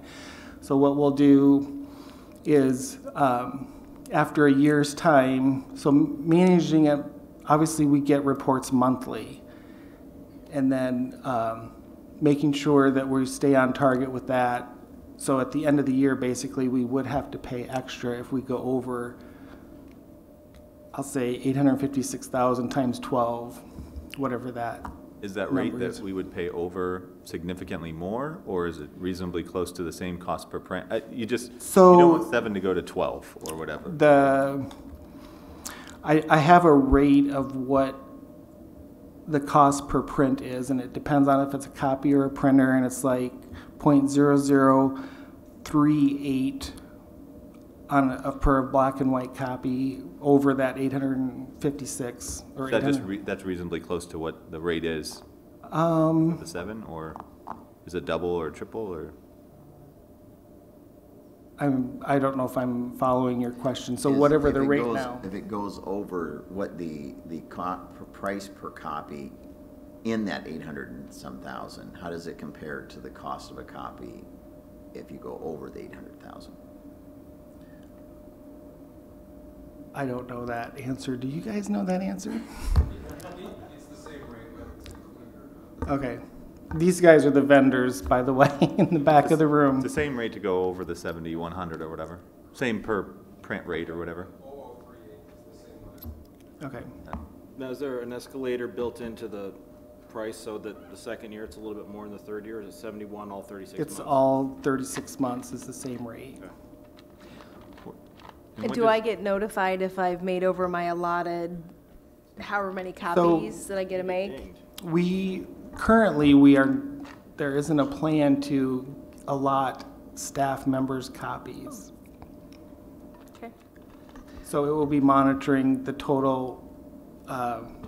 If we need to, we can go that direction, but that's not the direction we're going to right now. This includes servicing, it includes... Servicing it. The paper? Basically includes everything but paper and staples, okay? Yeah. So we get out of the business of buying copiers. Yeah. Right. Which is probably a good business, And I think, to get out of. we don't buy toner, and printers are no longer being purchased through our general fund budget. And I was going to say, and that's really, this allows us to save some general fund money because all this can be a PEPAL expense. Tom, I may have missed it, but did you give a figure on what we're currently spending in total? It was 9,000. 9,100. Right. It was $9,100 per month. 7,100. And Tom, what will happen to the 174 machines that the district have? Sure. So those machines would be taken away by Marco. Okay. Nice home in the country. I don't know where they go, to be honest. Is there a nice little credit given to that first year-end amount to be taken away, or? Did we sell those? Is there a trade-in? There is no, I don't believe there's a trade-in. We did give some value for trading in. It's part of it. Okay. Yeah. Most of the machines were very inexpensive. It's already written into the contract, basically, right? Yeah. The value of those. Thing. And the agenda clearly says Marco and not macro. I'm so sorry. I think it had them nervous, though. So sorry. The only other question I had is, a lot of times these sort of transitions can be not as smooth as they sound, and stressful for the staff and the people that are very comfortable with their printer that they have and all that. So, and I'm assuming you guys have done this multiple times, but how do you make the staff and everybody comfortable with? So communication has already been started with administration, and where these devices are at are totally their choice, but we know how many are going in each location. And the only caveat I put is there's one device that's has to be designated to a fax line because that's how we get our faxes in those buildings. So yeah. I went through this in another district, and there is some stress involved. There's also some benefits because you can choose where you want it to print. So if you're at a meeting at central office, you can have it printed to your building if that's where you want to pick up your copy. And is this print is on demand, isn't it? So one of the things we noticed, we saw about a 10% savings right off the bat because sometimes you'd print stuff and then people wouldn't even go pick it up. Well, this way you only get it when you go in there, punch your ID in, and then it prints it out. So it goes to a mailbox per se. I made it clear that for a lot of people are worried about printing, say, IEPs or something that are very confidential. Well, it's not going to print until you walk up to the printer, the copier, to release that device. Yeah, you type your code in. You type your code, find your mailbox or whatever, and hit print or whatever. Yep. After your name badge, your Raptor name badge. And I've had administrators concerned about they just purchased brand new printers. Spent $300, $400 on a printer, so we'll make sure that gets rectified with them. So, Bluetooth capable? So if I have my cell phone, I can print from that? With paper cut, you'll actually be able to print through a cloud queue. Okay. So it'll go through a little bit more of a secure network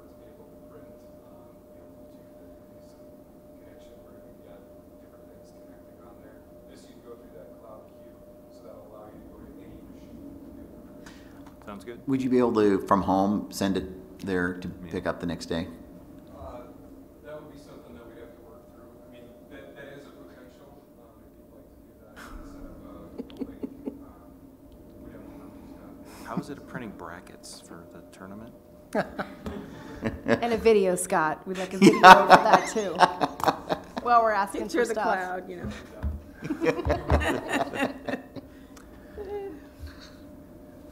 So some cost savings, and we shift where we're spending the dollars out of. So really, it is a win-win. Right. We think so. Okay. What are the wishes of the board on the potential awarding of the printer copier managed print services RFP to Marco? So sorry, gentlemen. I'll make the motion. It's been moved. Do I have a second?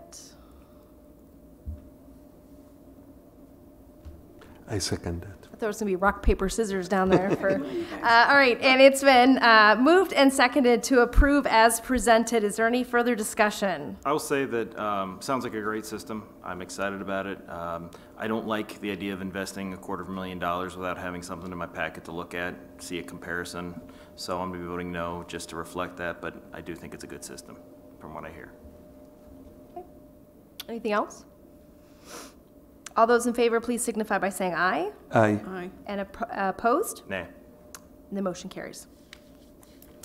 The next item we have is to approve the Raptor school security system, and that was item J on your agenda. Yeah, are there any further questions? I will move to approve that. Okay, I have a motion to approve. Do I have a second? I second that because I think like a system like that will definitely well needed for the security of the kids in each of our buildings. So it's been moved and seconded to approve the purchase of the Raptor school system. Is there any Raptor school security system?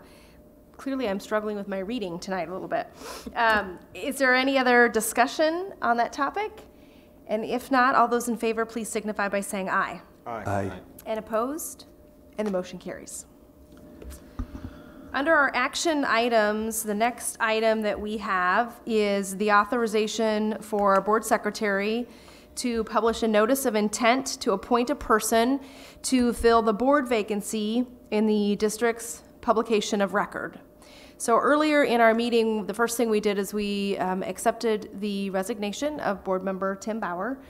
That officially, after that has been accepted, that now puts us as a board of 6. However, we cannot stay a board of 6. We have a spot to fill. So at everybody's board seat, there was a document published by the Iowa Association of School Boards and is taken directly from Iowa Code that kind of outlines, it does outline what our options are. And there were some changes in 2015 and 2016 that changed just a little bit on when the vacancy, how we fill the vacancy and when the vacancy will be filled. So here's the Cliff Note version of this to make sure that our public is clear as well. Our responsibility as a board is to fill the position within 30 days. So we have a pretty tight time period of filling that spot.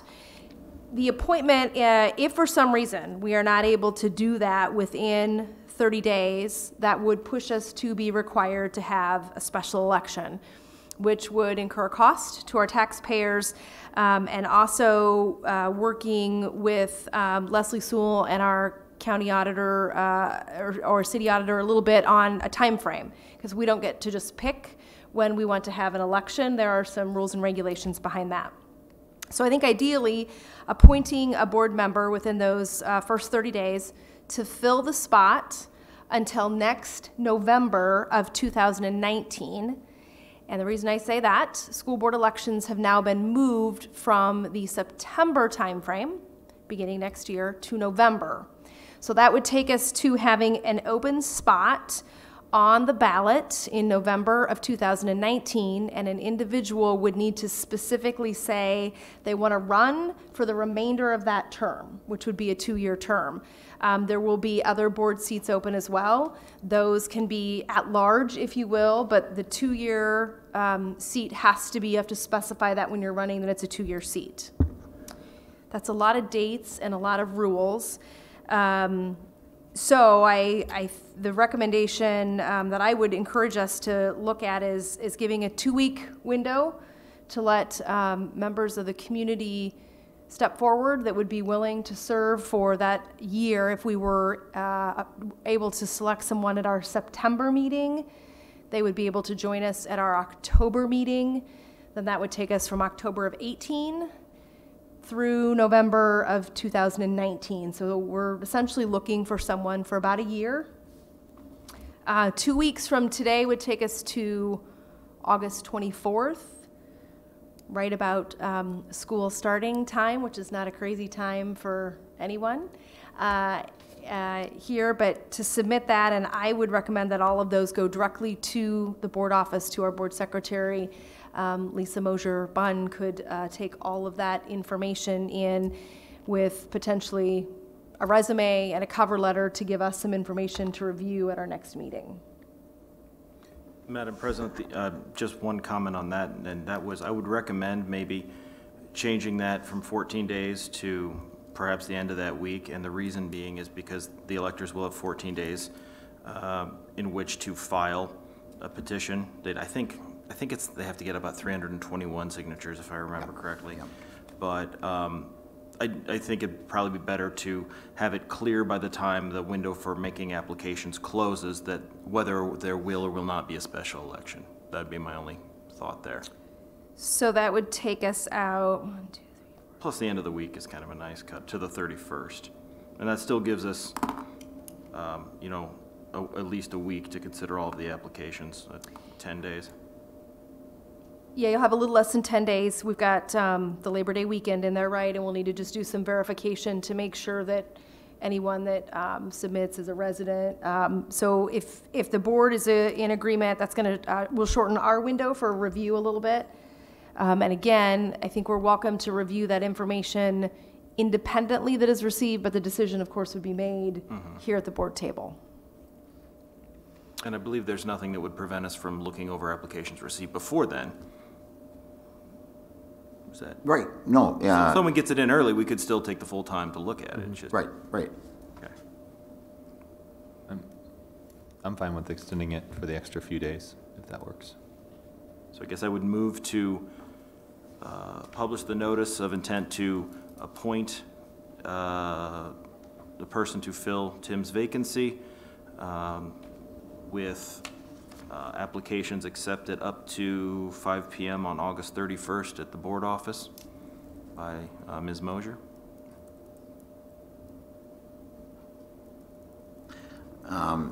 If I could make the recommendation that maybe be 4:30. 4:30. Because at 5 o'clock, there may not be anyone there to receive it. Sounds good. Good catch. Okay. So it's been moved to publish the notice of intent with applications, and again, I would recommend a resume and a short cover letter by 4:30 p.m. on August 31st. Is there a second? I'll second. And is there any other discussion? Again, this would be a position that we are looking for to fill from, the candidate would ideally join us at the October meeting, so October of 2018, and would serve that role until November of 2019, at which time when the election is held, then whomever fills that seat for the rest of that 2-year term will then take that seat. So asking our community to help us out with a year commitment. Any other discussion? Hearing none, all those in favor, please signify by saying aye. Aye. And opposed? And the motion carries. And one other thing I would add, I believe that there is a blackout period around actual elections, and since this, if someone brought a petition for a special election, I understand that the earliest date is like December 11th or 13th, Correct. I believe. Yeah. And so, and that would, what did we say? It costs about 10 grand these days for a special About election? 9,500 to 12,000. And that's out of our general fund, so that's Correct. teacher salary.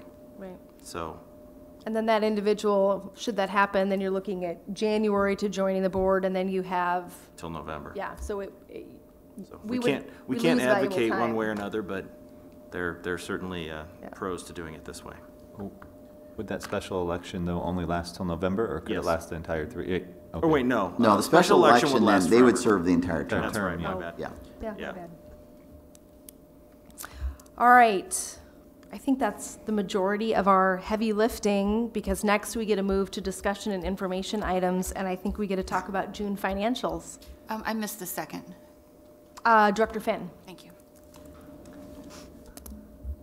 Okay, so I am presenting June financials, and this is just a unofficial snapshot of our fiscal year end, because we are a month and a half out from June 30th.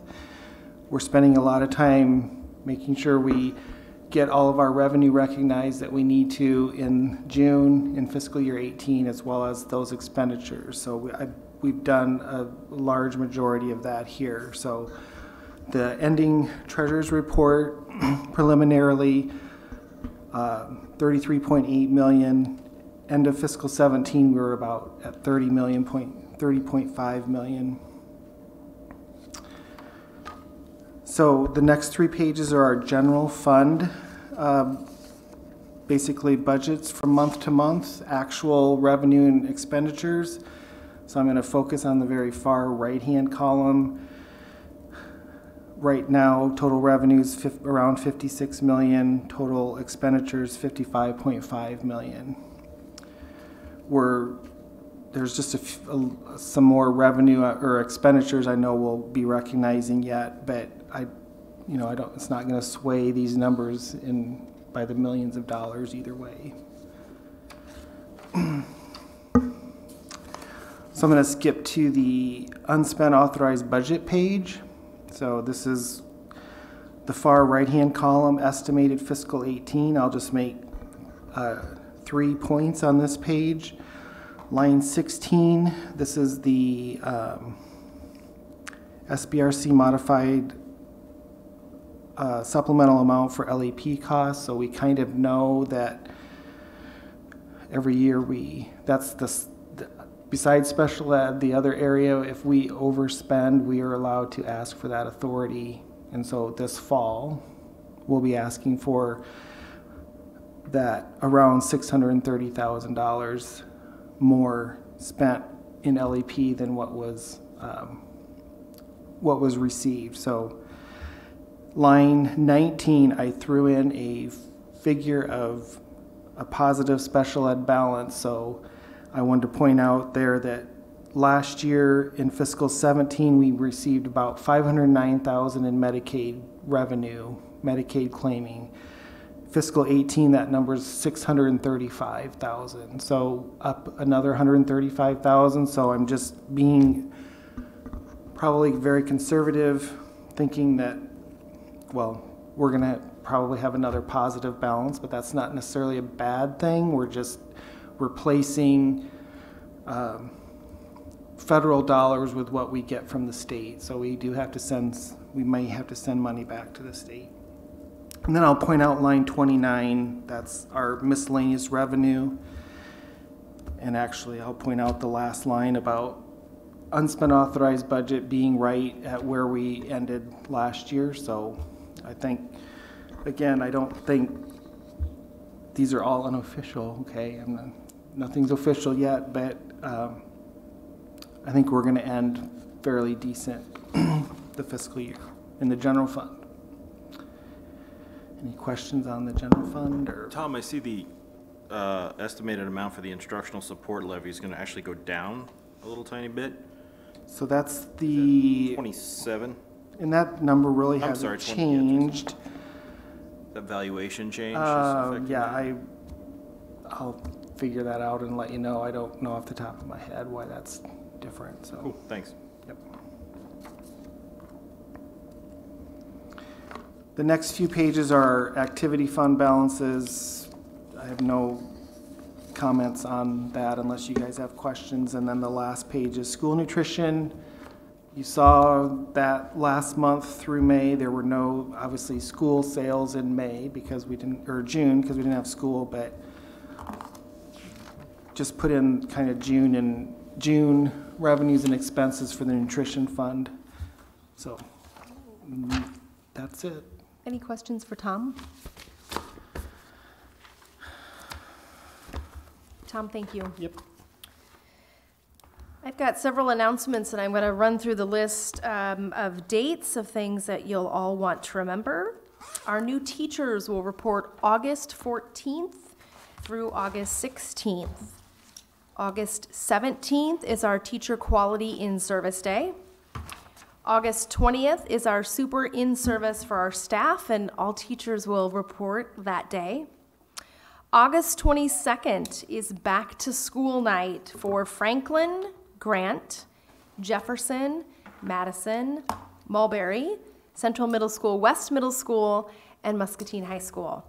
So if you want to get in and drop your stuff off and find your locker and all of those fun things to do before the first day, August 22nd is the time that you want to do that, evening you want to do that. August 23rd is the first day of school for 1st through 5th graders. It's New Muskie Day for grades 6 and 9. We have a staggered start for our pre-K, our beginnergarten, and our kindergarten students. So if you're in grades 7, 8, 10, 11, and 12, you get one extra day off on August 23rd. So the 7th grade, 8th grade, 10th, 11th, and 12th grade, you don't have to go to school on August 23rd. But on August 24th, we want to see everyone in their prospective buildings. And again, a staggered start, though, for our pre-K, our beginnergarteners, and our kindergarteners. And on the 27th, back to that first of that week, everybody will be in. I'm not sure where the summer went, but it is time to start back up again. And then the last date to remind you of, again, August 31st at 4:30 p.m. will be the last date to submit your name if you would like to consider volunteering for the little over the year position that we will have with a seat that has been left open by Director Bauer's resignation. And again, you can send that cover letter and resume information to the District Administration Office. That's 2900 Mulberry Avenue here in Muscatine. And please send that to the attention of our board secretary, Lisa Bunn. And if you'd like to deliver it in person, you're welcome to leave it at the front desk as well with Lisa's name on it, and it can be picked up then. Is there anything else for the good of the cause? If not, I would entertain a motion to adjourn. So moved. And a second? Second. There you go. And all I have to laugh too. So. All those in favor, please signify by saying aye. Aye. And opposed? And the motion carries. Thank you so much.